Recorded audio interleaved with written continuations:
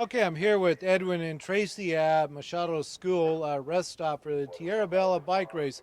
So tell me, how'd the race go today? Pretty good. A little windy, but really well. Yeah, really nice. Yeah, that Henry Coe hill is a killer, but it was fun coming down. Okay, so anyway, what motivates someone to get involved with this thing and the hills and all that? Just tell us what is the highlights of the Tierra Bella. Wow. Not just so many, but I think it's the downhills that you get from climbing up the hills and the food. Yeah, the food is great. It's a really well organized race. Done quite a few different centuries, and I think this is one of the better ones. So it's the second time I've done it. And we'll come back. Okay, so what does the Tierra Bella people do that make it work? I think the volunteers are good, but also the food. Yeah, like the spreads are really good. Like the final lunch stop food is always the final food is always great. So we'll rush back and get it. So. Yeah. The volunteers are.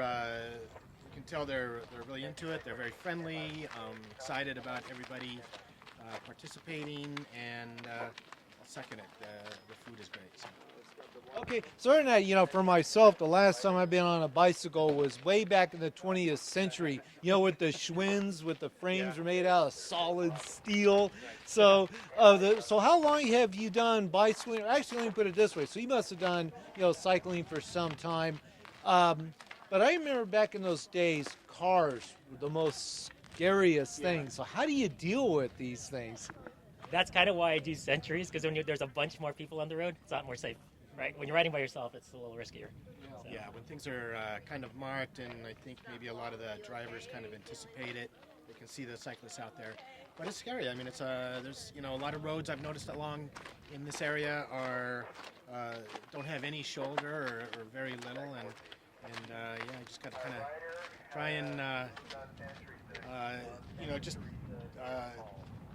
take your spot, claim your spot, and just hope for the best, yeah. Okay, so I also noticed you got the water bottles. So I guess staying hydrated is extremely important. Yeah. So did any of you learn about that the hard way? I think all cyclists learn it the hard way at some point. Yeah, absolutely. It takes time, but it's like you finally figured out. It's like keep hydrated. It's number one. Okay, so any recommendations you may have for the Tierra Bella team as in general? Actually, I think you need one additional course, which is like maybe the 100K climbing portion, because you could do Henry Coe and not do that loop over there, the UVOS loop, and you'd have a nice 60-mile ride with a really good climb in there. So I'd with some sort of like small climb, like a climbing option. Overall, I'm really happy with it, but I agree. I'd like to see maybe just 100K or 100 mile with just more focus on just pure climbing and not a lot of extra loop miles. Okay, so other than that, so when you finally get to the finish, then what? Are you, so what's the big thing are the two of you going to be doing tonight? Well, El Toro's local, so we're going to get our lunch, we're going to get some beer, and then reward ourselves with some. All right, so any closing remarks? No, it was a great ride so far. Yeah, thanks everybody.